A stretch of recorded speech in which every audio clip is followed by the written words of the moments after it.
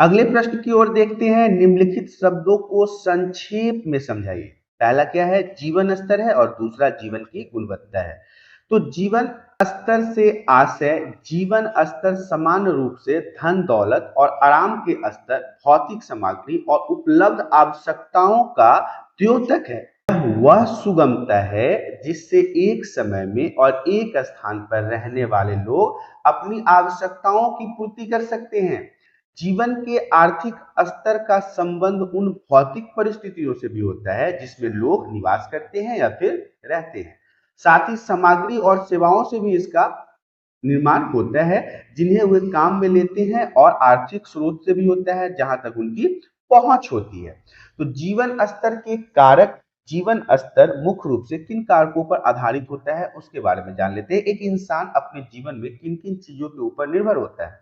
तो आय के ऊपर उसका निर्भर होना बहुत ही नेसेसरी देखा जाता है, जरूरी लगता है कि आय तो एक परिवार में होना ही चाहिए, तभी तो वो अपने जीवन के अन्य क्रियाकलापों को संपन्न कर पाएंगे। माल और सेवाओं में लागत, सकल घरेलू उत्पाद, राष्ट्रीय आर्थिक वृद्धि, प्रति वर्ष सवेतन छुट्टियां और बीमारी के प्रसंग, ये सब वो पॉइंट्स हैं जो आपको जीवन स्तर के प्रमुख कारक में देखने को मिलेंगे। आगे के कुछ पॉइंट्स हैं। आर्थिक और राजनीतिक स्थिरता, सामाजिक विषमता, गरीबी, आधारभूत ढांचा, बेहतर स्वास्थ्य देखभाल की सामर्थ्य, जीवन प्रत्याशा, राजनीतिक, आर्थिक और धार्मिक स्वतंत्रता, पर्यावरणीय गुणवत्ता। तो इन सभी मुद्दों को इसमें बहुत ज्यादा महत्वपूर्ण माना गया है। जीवन स्तर का उपयोग प्राय क्षेत्र अथवा देशों में परस्पर तुलना के लिए किया जाता है। यहाँ पे जीवन स्तर का उपयोग 2 बार आ गया है, लेकिन ये सही तरीके से लिखा हुआ है, क्योंकि यहाँ पे ये जो स्लैश है ये तो हम जीवन स्तर के उपयोग के बारे में पढ़ेंगे। तो जीवन स्तर का उपयोग प्राय क्षेत्र अथवा देशों में परस्पर तुलना करने के लिए किया जाता है। ऐसी तुलना करके उस क्षेत्र या देश की प्रगति का मूल्यांकन किया जाता है। जीवन स्तर का एक माप विकास सूचकांक भी है, जिसे 1990 में संयुक्त राष्ट्र संघ ने विकसित किया था। विकास सूचकांक में जन्म के समय जीवन की प्रत्याशा, प्रौढ़ साक्षरता दर और प्रति व्यक्ति सकल घरेलू उत्पाद भी शामिल किया जाता है, इसमें संलग्न किया जाता है।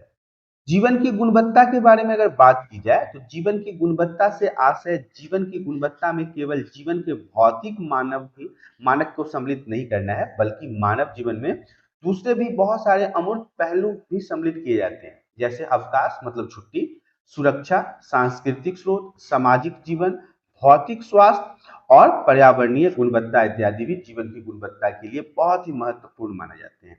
तो जीवन की गुणवत्ता को यदि मापने की बात हो तो उसमें कौन कौन से कारक होते हैं उन्हें भी जानना जरूरी है। पॉइंट जो है वो कहता है दासता तथा उत्पीड़न से स्वतंत्रता, आंदोलन की स्वतंत्रता, अपने देश में आवास की स्वतंत्रता, विचारों की स्वतंत्रता, धर्म की स्वतंत्रता, रोजगार की स्वतंत्रता का विकल्प होना चाहिए।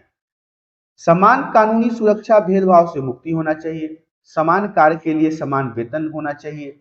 विवाह का अधिकार होना चाहिए। पारिवारिक जीवन का अधिकार होना चाहिए। समान व्यवहार का अधिकार होना चाहिए। निजी गोपनीयता का अधिकार होना चाहिए। अगले पॉइंट में कहता है न्यायोचित वेतन का अधिकार होना चाहिए। मत देने का अधिकार होना चाहिए। विश्राम और अवकाश का अधिकार होना चाहिए। शिक्षा का अधिकार होना चाहिए। मानव गरिमा का अधिकार होना चाहिए। दोष सिद्ध न होने पर निर्दोष माना जाए। इन सभी चीजों का अधिकार जीवन की गुणवत्ता को मापने के लिए प्रयोग में लाया जाता है।